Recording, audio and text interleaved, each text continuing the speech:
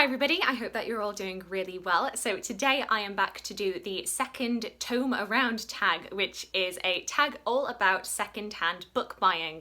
I was tagged by the lovely Leanne from Leanne Rose to do this, and yeah, I love second-hand books, so let's get into the questions. The first question is, do you buy second-hand books? And the answer is a very, very strong yes. I am a big advocate for buying second-hand books. I'd probably say that, I don't know, like at least 60% of my books are probably second-hand. I would not be able to have this collection of books if it wasn't secondhand, to be honest. Whilst over the past year or so, especially, I've been trying to make more of a concerted effort to try and buy from brick and mortar stores, especially from independent bookshops. I'm a big advocate for supporting independent bookshops. It does often make more financial sense to buy from secondhand shops, so yes, a good chunk of my books are secondhand. In fact, I'd be more tempted to say that it's closer to 75% than to the original 60 that I gave. Question number 2 is, what is or was your latest purchase? Of course, right now we're in quite a unique position where I've not been able to go to a charity shop in quite a long time, but just before we did go into lockdown, I made a quick dash into one of my local charity shops and I picked up this, Brooklyn by Colm Toibin. I picked this up because I had seen the movie adaptation of this with Saoirse Ronan, really enjoyed it, and I was really pleased when I actually picked this up. It was a very enjoyable read. I went into a bunch of charity shops just before lockdown and just stockpiled a lot of books. And yeah, this was the last of those purchases that I made just before we all went into lockdown, and so has quite a special place in my heart for that reason, I think. Question number 3 is, what condition do you find acceptable, i.e. tatty or not tatty? Now for me personally, I don't mind massively if there are some sort of superficial elements of damage and wear to a book. I don't mind cracked spines, I don't mind dog-eared pages, because that's the kind of thing that I would generally do to a book. I do tend to crack my spines, I do tend to dog-ear instead of using bookmarks. However, if I am opting to buy my book secondhand online through marketplaces, then I typically will always tend to go for the very good option, and I will tend to draw the line a bit at food stains, coffee stains, rips to pages, especially to the front cover. If I know that I'm getting a book that has writing or underlining or highlighting in it, then I don't mind so much. It's when it's been listed as being in very good condition and then there's just annotations everywhere. So yeah, I don't need my books to be pristine, but I also don't want them to be falling apart. Question number 4 is, after you have read said book, do you keep it for a reread or do you redonate it? And I'm quite guilty of holding on to books and hoarding them after I've read them. I'm trying to get better at this. I'm trying to donate more books, especially if I don't like them. But as you can see the collection behind me, that is a bit of a work in progress.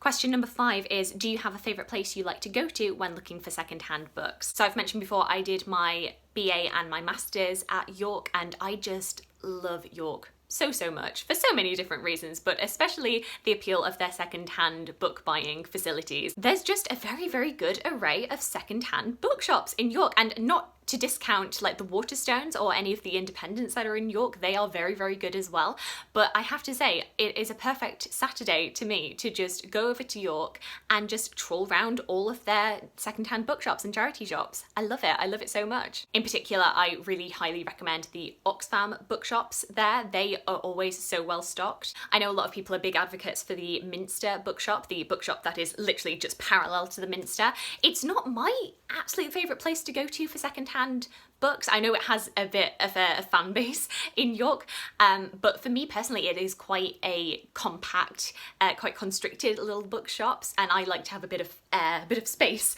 when I'm browsing books. So it's not my favourite, but I do like going there occasionally. Honestly, first thing I want to do when it is safe to do so is to just go across to York and just spend the entire day in charity shops. I am dying to do that right now. Question number 6 is, hardback or paperback, which do you prefer? Now, generally, I do tend to prefer paperbacks just for practicality, portability. They are much easier and much more readable to me. However, I cannot deny that when you go into a bookshop and you find a hardback for a very good price, oh, my heart goes a flutter. For example, I have Homegoing by Yaa Gyasi, which I found at a York charity shop, and I think it was only about £4. £4 I paid for this.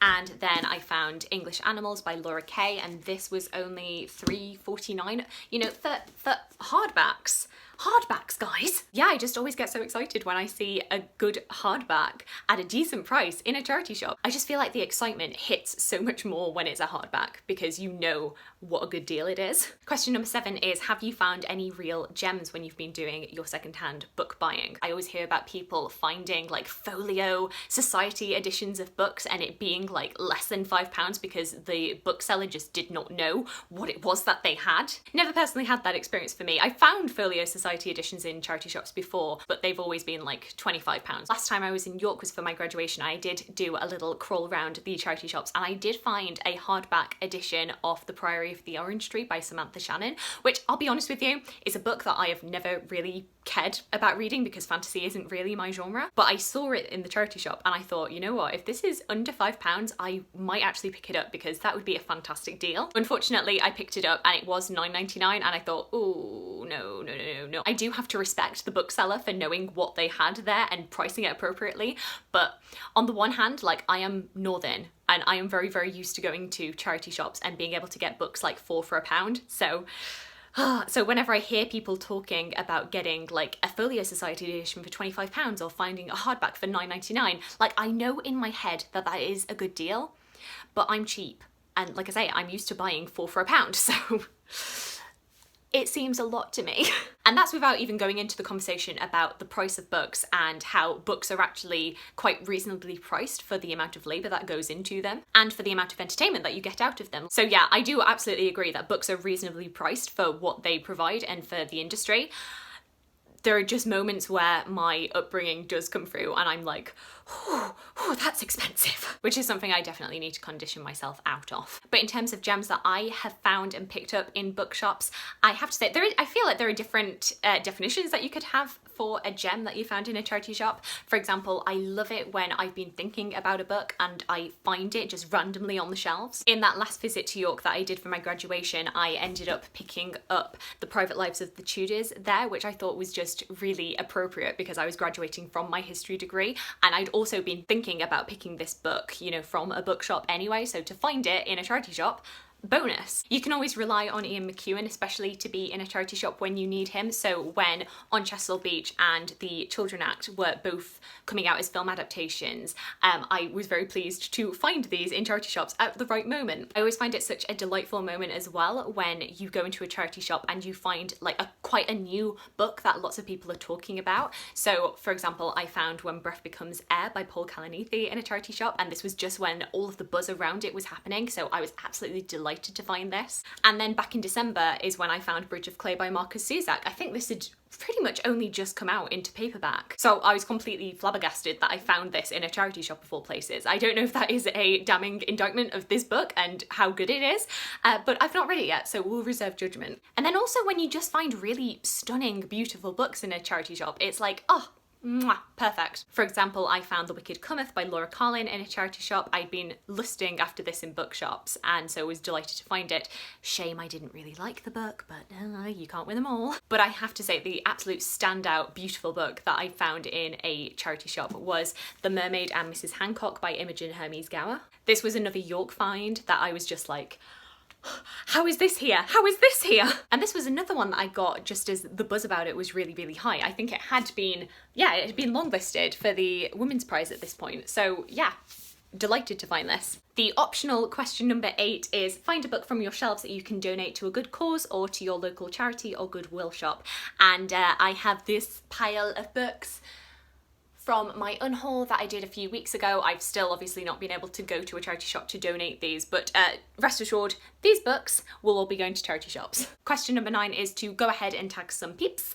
So I would like to tag anybody who wants to do this, but specifically I'm going to tag Sylvie from the TBR Diaries, Kieran from KD Books, and then Ed from Gagging for Lit. I would like to see all of your answers to these questions, and once again, anybody who wants to do this. Big thank you to Leanne for tagging me to do this. This has been a really fun one to do. Let me know in the comment section any answers that you have, any of your thoughts about secondhand book buying. Are you a fan? Let me know.